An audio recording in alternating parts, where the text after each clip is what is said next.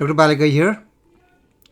This podcast is a multiple choice question preparation for the boards from an outstanding chapter titled Perioperative Medicine in Baliga's textbook of internal medicine, available at mastermedfacts.com.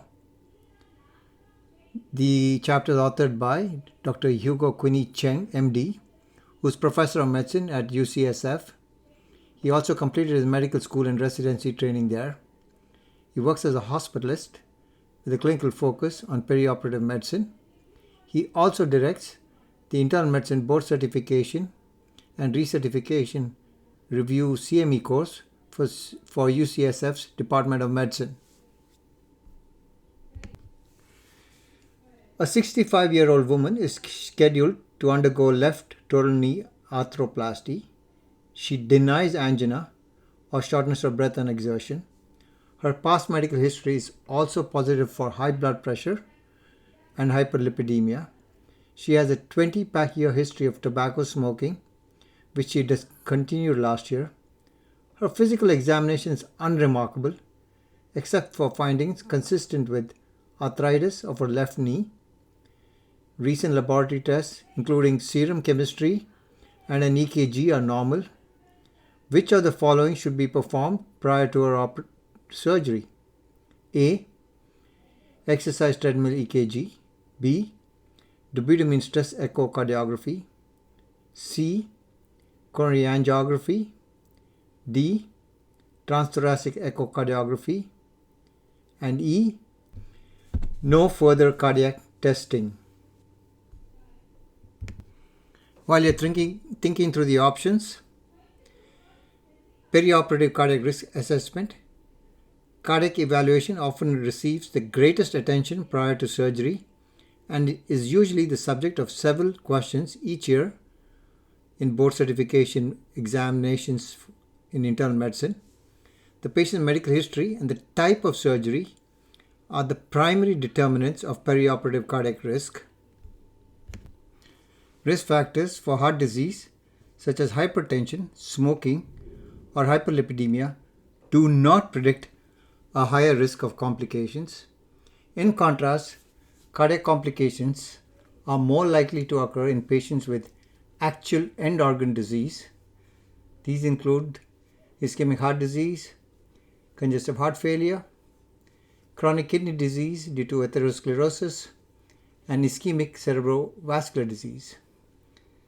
Diabetes treated with insulin is a cardiovascular disease equivalent and also predicts higher risk. The type of operation is also an important predictor, with major intrathoracic, intraperitoneal, and especially suprainguinal vascular operations conferring higher risk. These 5 personal risk factors, along with the type of surgery, comprise the Revised Cardiac Risk Index (RCRI), which is the most widely adopted prediction tool. Functional capacity also predicts risk for cardiac complications. Patients with acceptable functional capacity, defined as the ability to walk 2 blocks at a normal pace or climb 1 flight of stairs, have a lower risk for cardiac complications. Moreover, poor functional capacity can hide the presence of serious cardiac disease by preventing the patient from exercising to the point of symptoms. The highest risk for cardiac complications occur in patients with unstable or decompensated heart disease. This so-called active heart disease requires urgent evaluation and treatment regardless of upcoming surgery. Elective operations should be delayed or cancelled until these active conditions have been adequately treated. Cardiac contraindications to elective surgery include angina at rest or with less than usual activity, acute coronary syndrome within the past 30 days with ongoing ischemic symptoms, new or decompensated heart failure, severe or symptomatic aortic or mitral stenosis, symptomatic ventricular arrhythmia, supraventricular tachycardia with uncontrolled rate, and advanced or symptomatic heart blockade or bradycardia. The revised cardiac risk index RCRI, the risk predictors are 1. Ischemic heart disease, 2. Congestive heart failure, 3. Cerebrovascular disease, TIA or stroke, 4. Chronic kidney disease, the creatinine greater than 2 mg per deciliter, 5. Diabetes requiring use of insulin, and 6. Major intrathoracic, intraperitoneal or suprainguinal vascular surgery. The estimated risk for cardiac death, non-fatal cardiac arrest or non-fatal myocardial infarction with 0 of these predictors is less than 0.4%. With 1 predictor, it's 1%. With 2 predictors, it's 2.4%. And with 3 or greater predictors, it's 5.4%.